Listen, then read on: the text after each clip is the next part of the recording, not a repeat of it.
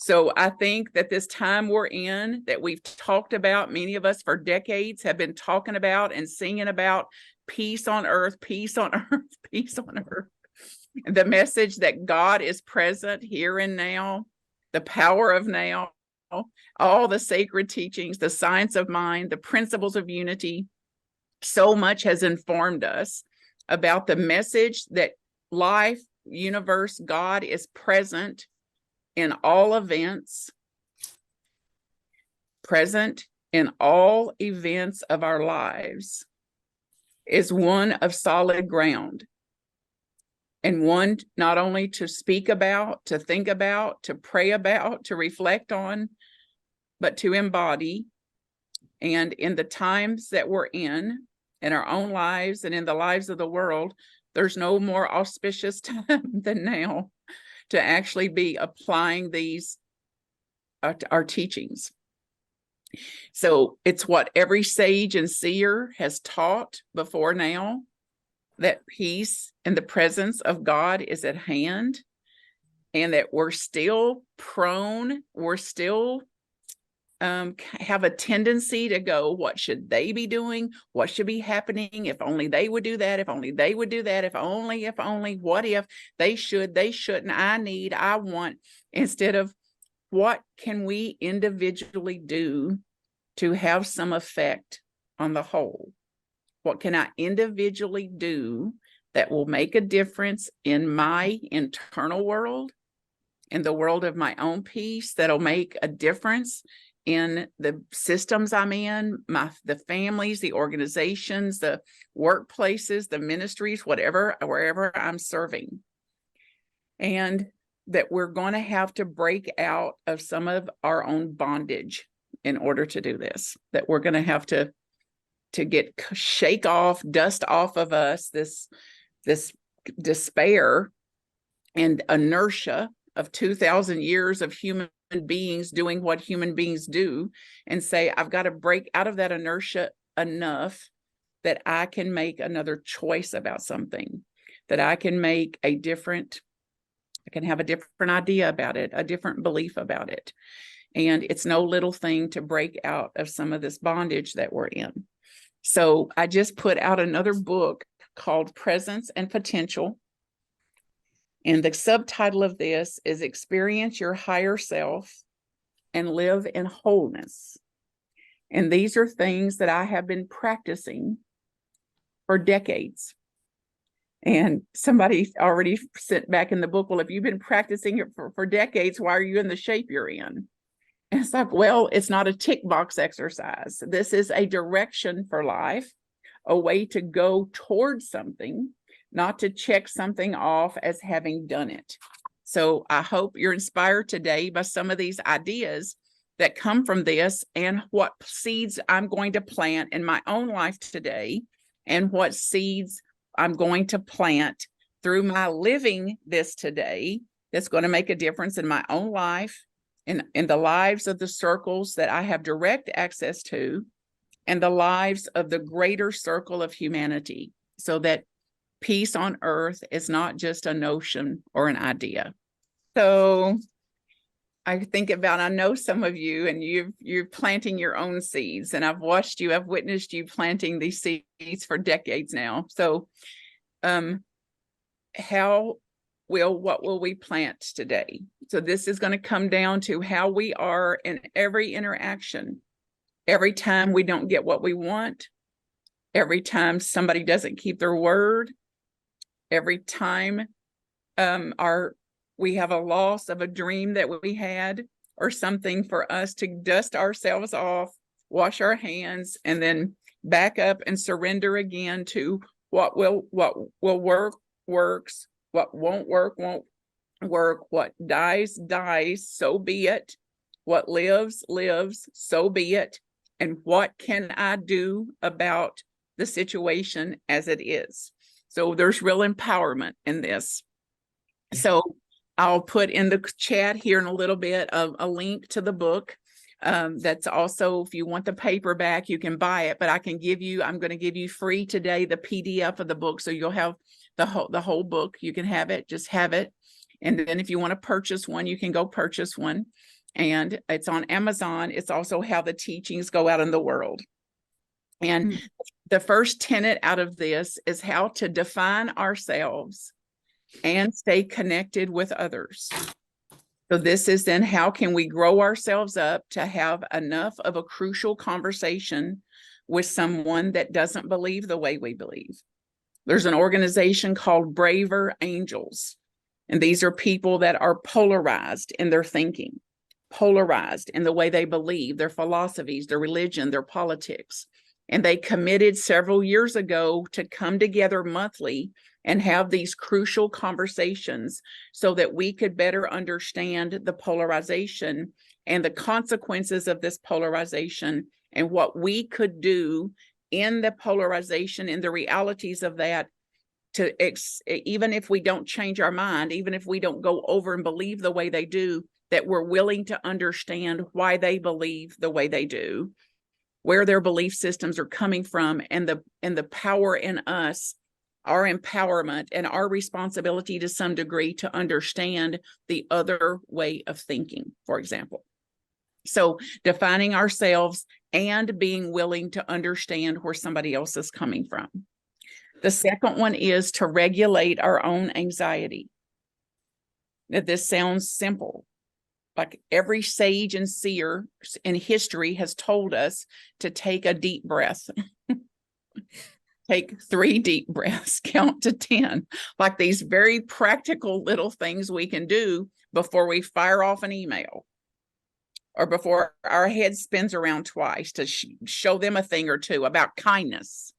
Or show you a thing or two about kindness, like the irony of it. So regulating our own anxiety. In emergency rooms, on the walls, it says, step 1, regulate your own pulse.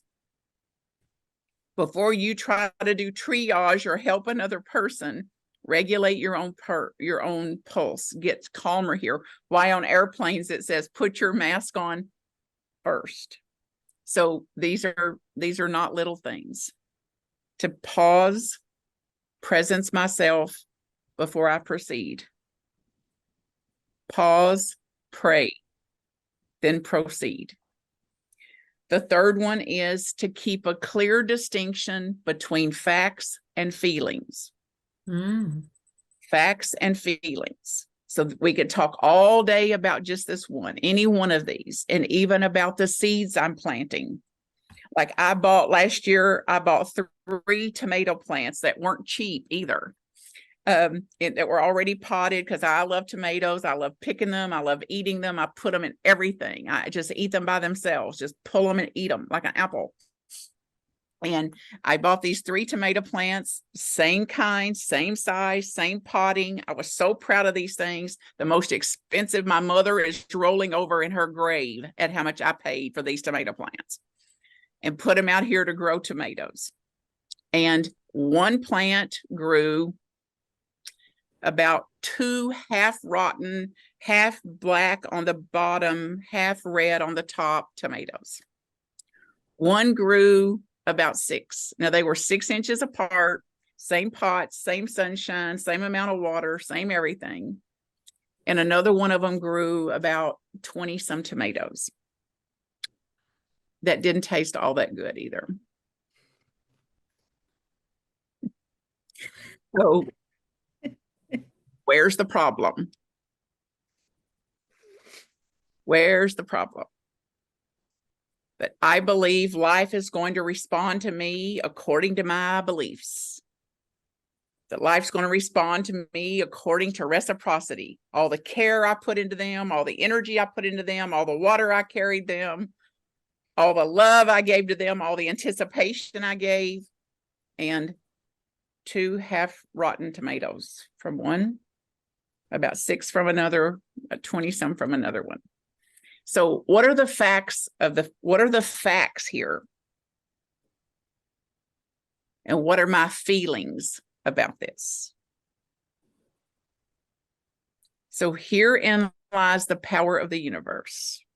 And this is what we've heard for decades. The difference between somebody saying, I'm broke. I'm broke. I'm broke. I'm broke. That's a feeling base versus I've got $13 in the bank, or I'm minus $10 in the bank, or I've got $150 in the bank. There's real power in just naming the fact instead of sliding off into that emotional feeling base field. And usually that feeling base is more of a pit. It's very easy to get in the pits about this. Then if I'm not careful, guess what I'm going to talk about all day? Can you believe that tomato plant didn't grow any tomatoes? You wouldn't believe it. You wouldn't believe how much I paid for that. You wouldn't believe how much water I carried to them. You wouldn't believe all the... So this victim salute. Why me? Why me? Why me? After all I've done, is it too much to ask that I get one good tomato? Is it too much to ask? And there's a story about this in the book, not the tomato plants. But this is, somebody just put out a video of me doing this. Like, my friend used to say, is it too much to ask that my mother would actually be smiling when I drive up at the holiday? And I said, well, yes, that is too much to ask. And she said, that's why I don't like you. See, you try to simplify everything. And I said, well, how old is your mother? And she said, 93. And I said, so how many times has she smiled when you drove up at the holidays? And she said, none. That's what's the problem. That's why I'm so mad. So for 90, so you're 63. So for 63 years, you've driven up to her house at the holidays and she's not smiled and you're still expecting her to. This is the insanity of this. So the fact is, mama didn't smile.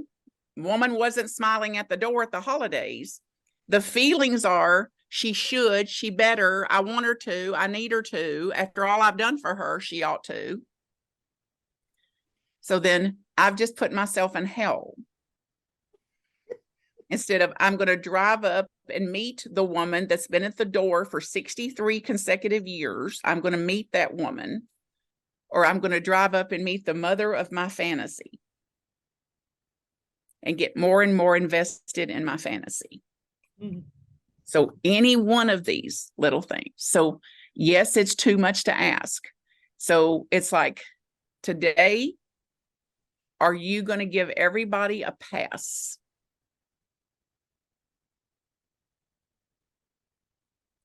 What's the consequences on you of not giving them a pass? What's the consequences on your peace, of your peace of mind? So the question's not a rhetorical question, but what's the consequences of me not giving a pass? Chapter 4 is about how to profess my own beliefs and not put them off onto others. So I get to believe and think and have my own convictions, and other people get to think and believe and have their own convictions. Now, I think there is a gravitas in the second part of our life, and I saw there's one or two of us that may not be in the second half of our life, but who would even know what the second half of our life is? But there's a gravity here in this phase of our life that's got to be held up by a deeper lightness, to be a light bearer, to shed light into the world, to shed light into situations. And it comes, and it can come with more of a sense of okayness. A deeper lightness in our more mature years can be characterized by a sadness that's not as dim, a sadness that's a brighter sadness, a more spacious sadness, and a sober happiness, a maturity, a wisdom that understands this is movement. This is internal opposing forces, that happiness will rise and pass, that sadness will rise and pass. It's not going to be one or the other, but both. And our willingness as elders to hold this both andness, that it's going to be both. Some things will live, some things will die. Some things will work, some things won't work. Some will like me, some won't. Some will respect me, some will disrespect. Some will show kindness, others will show unkindness. It's our responsibility, I think, to understand the Alpha and Omega, that it's not one or the other, that it's both and. And this is coming from, I think, my own age and the way I'm aging, but the people I get to hang out like y'all with, the coolest people on the planet. I get to spend my life with the coolest people on the planet, these wonderful people that are not delusional that there's going to be suffering in the world. Now, no sane person wants suffering, and no sane person wants to witness suffering in others. But will there be suffering in others? Is there going to be suffering in our human life experience? That's the facts. And my feelings about this are going to inform how I am with this suffering, and therefore how I am with others in their suffering. So there is now in us a changed capacity to hold this creatively, to hold this innovatively, to hold this with less anxiety, less resistance, less depression, less despair, less suppression, less denial. And this man, when I was preparing for this mystic, this John of the Cross, said it like this: luminous darkness. Luminous darkness. That explains the simultaneous existence of suffering, of deep suffering, and intense joy.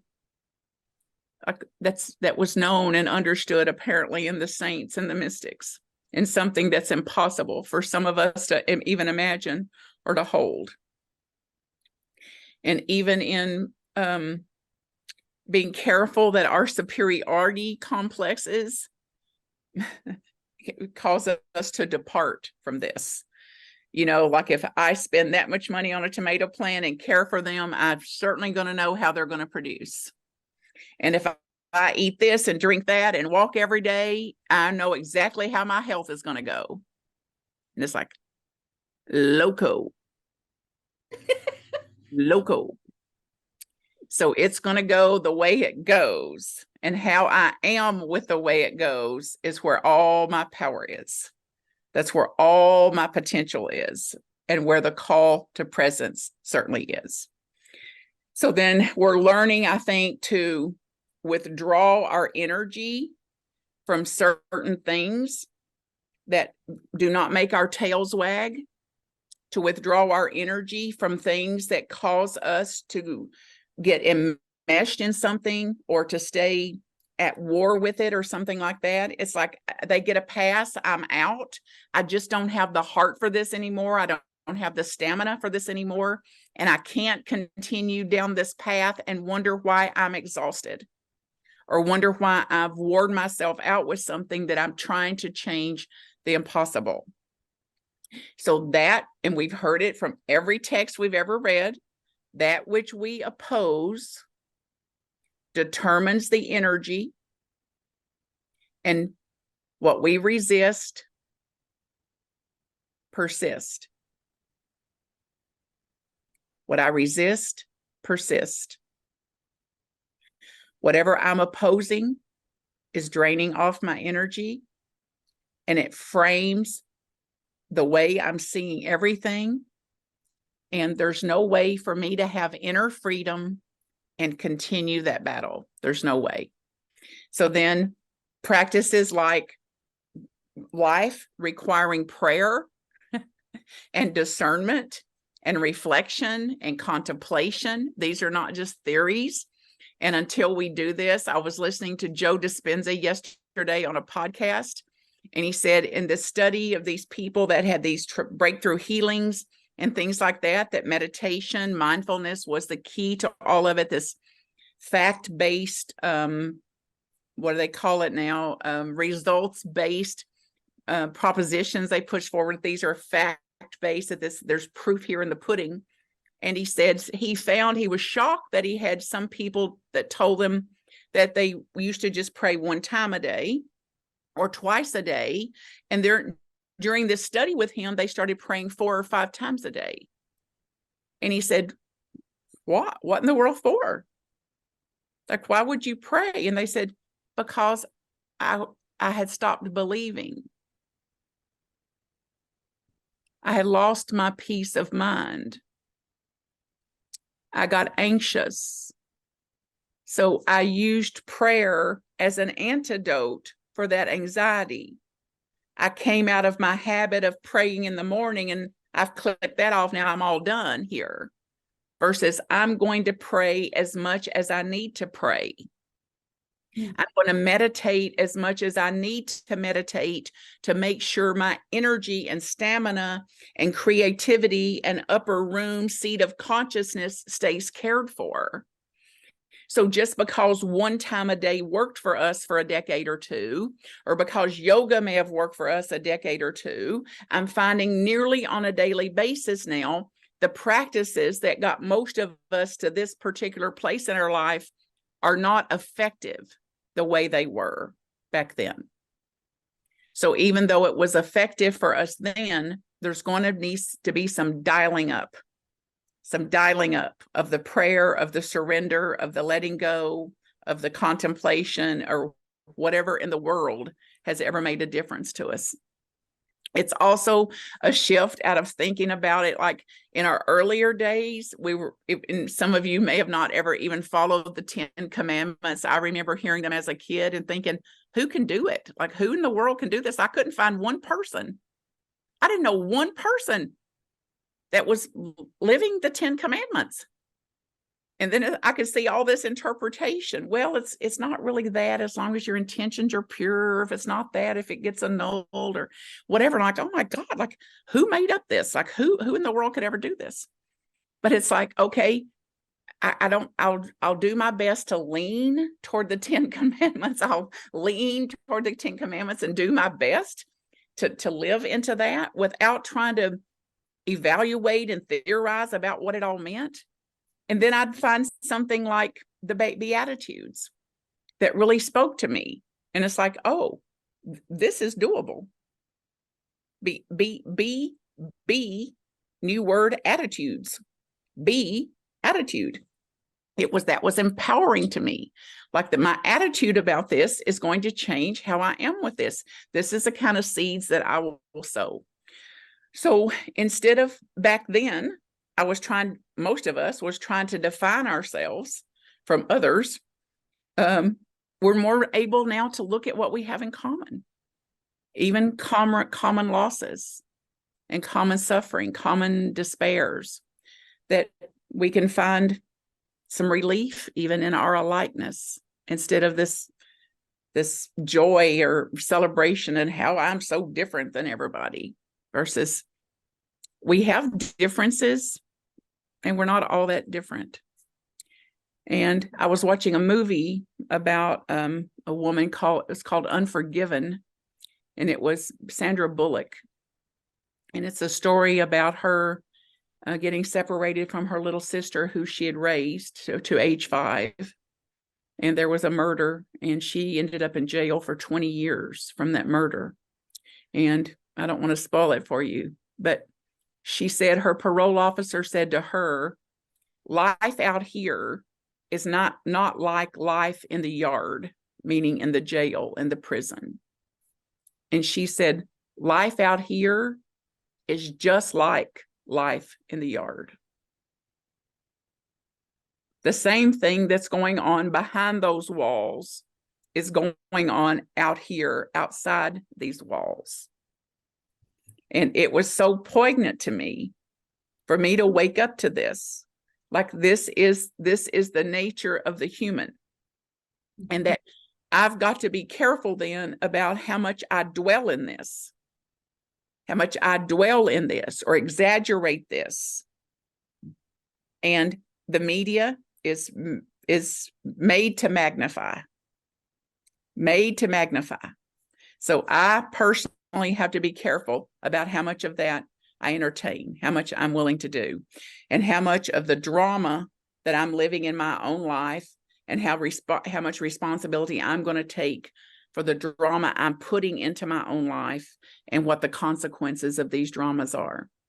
And this magnification and illumination and exaggeration and all of that is a thief of my peace and a thief of my joy. So I have to be careful about how much of that I get involved in.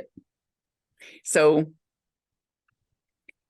the relief that can come by, we don't have to stand out at this age and stage of our lives. We don't have to make any big defining moves or be better than everybody else on the dance floor anymore. We can be more participatory, more mindful than we are assertive, or more collaborative than competing. These are planting seeds. These are taking some of the violence out of the world and putting into the world that we claim we want to see in the world.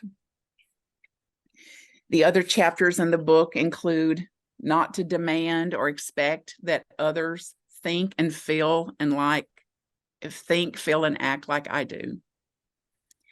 These all sound simple, right?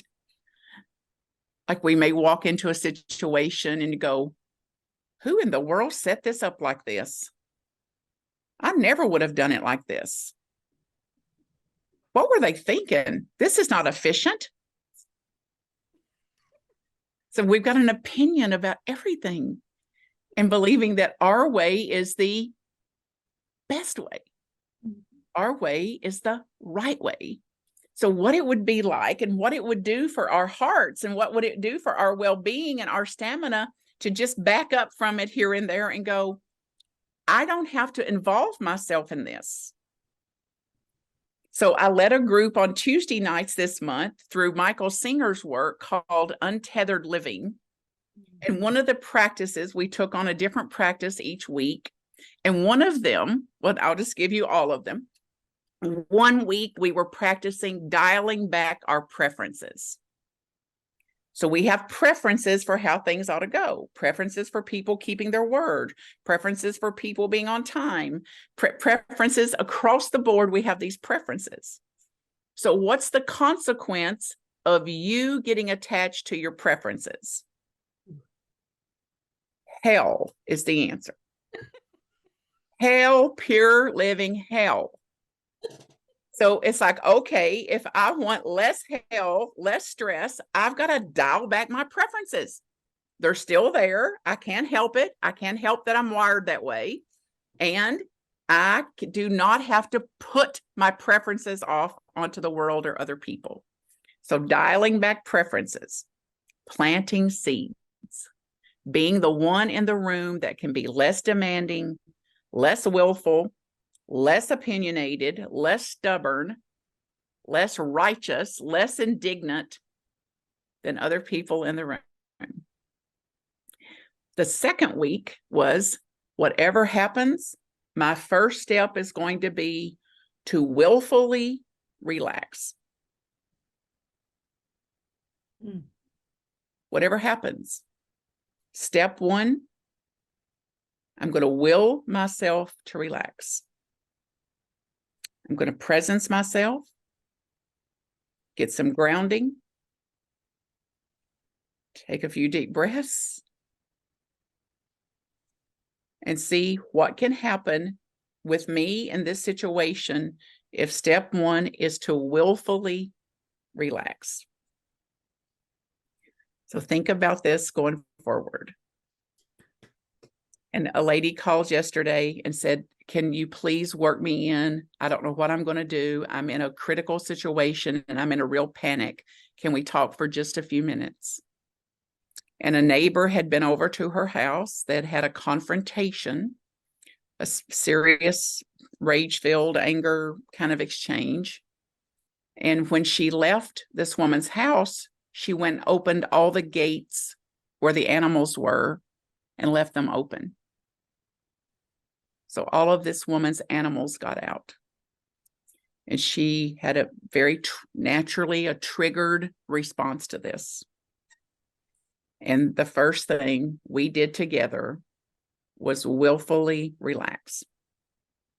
So the power of this, and she was able to think clearly what actually happened with the animals, so she could go to the facts of the matter. She was enraged, left the gates open. The feelings were my animals were at risk. She tried to kill my animals. They were going to be harmed. It went right off into a feeling that was not true. It wasn't actual. The feelings were from a traumatized time in her life where she had to leave animals behind as a little girl when they had to move off in the army and they helped to keep relocating, and she had to leave her animals behind.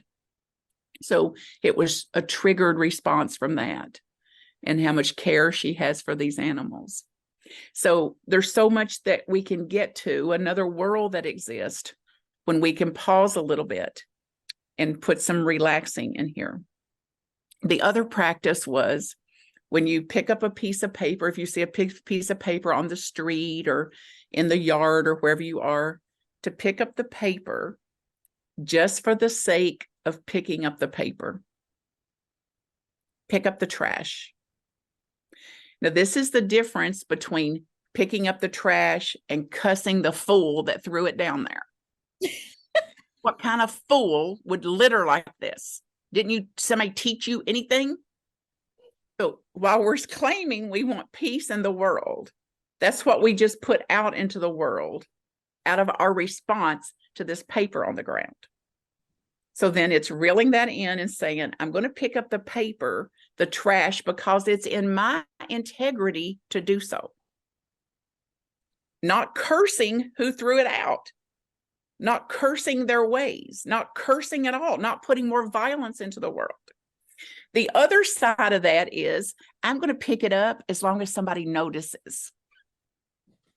Rosie, did you see me pick this up? Rosie, hey, what'd you do today? Oh, I was out cleaning up the world. Oh, I was out cleaning up everybody's mess. Oh, I picked up 5 gallons of trash that some fool left laying around. I'm a do-gooder for the world.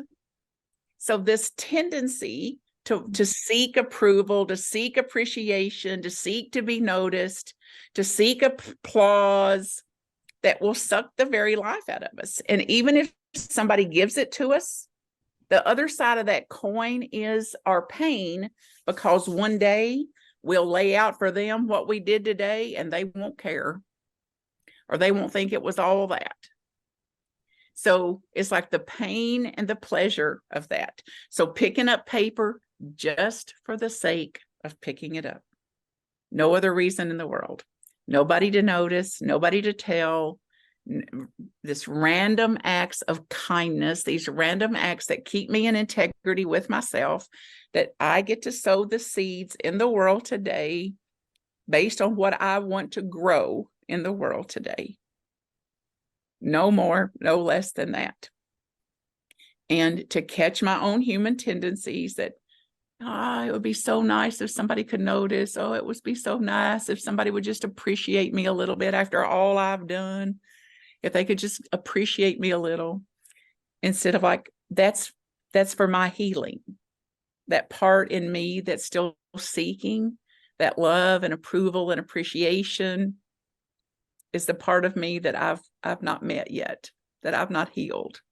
So in order for me to not keep experiencing that over and over in the world, it's going to have to be an inner job. I'm going to have to do an inner job of healing that up. So in this time of holy days, this December that we're in coming up, and this season of Advent, and I don't even know what Advent meant. If y'all saw the newsletter, and by the way, if you want the newsletter, you just go over to marthacreek.com and enroll yourself. Down at the bottom, you just put your email in there and you'll get it the first day of the month. So this is how you know what my classes are and how to sign up and things like that too. And the words around this are faith. How to dial up my faith. That what I plant may grow and what I plant may not grow. What lives, lives. What dies, dies. What produces will produce, and what's not meant to produce won't produce. And guess who doesn't get to decide about that? So then I'll have more hope if I don't get into false hope. Like, just because I planted this doesn't mean it's going to grow. Just because I planted this doesn't mean it's going to produce. I can't get into that. That's God's business. My job is to plant. My job is to cultivate the soil. My job is to fertilize. My job is to do everything sanely, sensible possible to do this. And that gives me a new hope, a grounded hope, and a faith that's grounded in reality, not in a fantasy, not faith in fantasy, but faith in reality. And then things like how to put more love into the world. Small ways. Mother Teresa, my favorite quote, small things with great love. Small things with great love. And then joy will be not something we have to work at. I don't have to go out and work at joy. I'll literally have more love. I'll have more joy again because I'm more in integrity with myself and I'm more pleased with the way I showed up in a certain situation. And so as we move then into this time, that we do so with a sense of our own groundedness in what we can do and what's been given to us, like the people that came before us that planted the seeds they planted, that we get to ride on their tall shoulders now. We get to read these teachings. We get to immerse ourselves in the teachings that somebody else did before us. And long after us, somebody will be in whatever teachings we're putting forth, the way we lived, the way we reached a certain neighborhood. So it holds a lot of power and it holds a lot of responsibility, a great deal of responsibility. So think about then how to dial up your own hope, how to dial up your own faith in what is. What will grow will grow, what will die, and I can't make it my business. Planting seeds is my job. Planting seeds is my business. And then that we cultivate peace within ourselves, whatever will bring us a greater sense of peace, which means if I'm going to pick up the trash, I do it just for the act itself, and freer of the seeking, freer and freer of noticing, and freer of the righteousness and the judgments and that comes with it.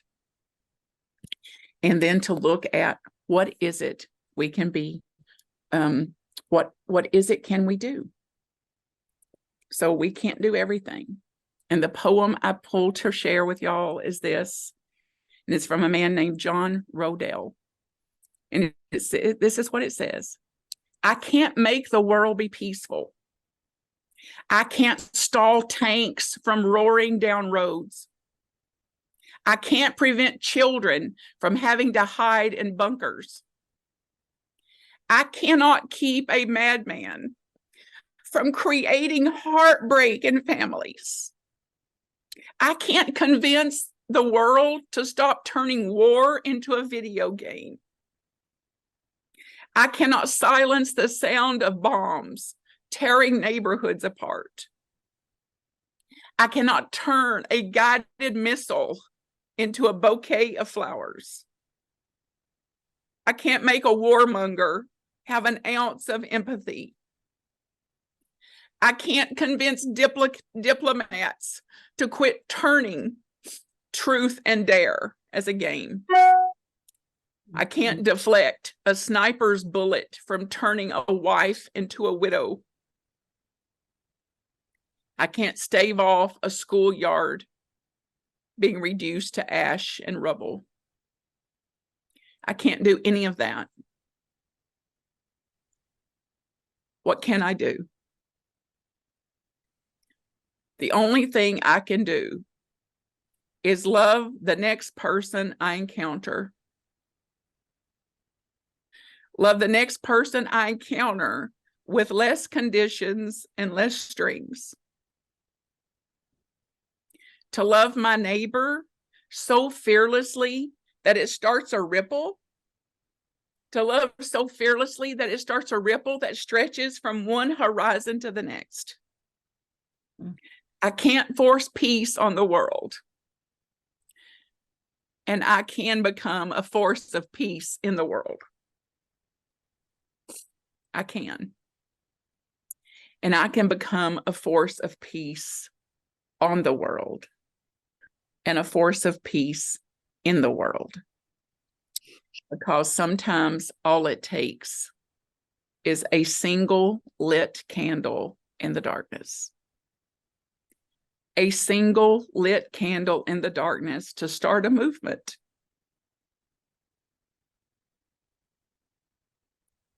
Beloved Spirit, let me be a candle.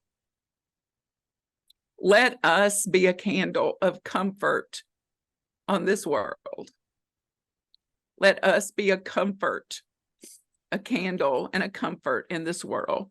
Let us burn with peace. Let us burn with peace.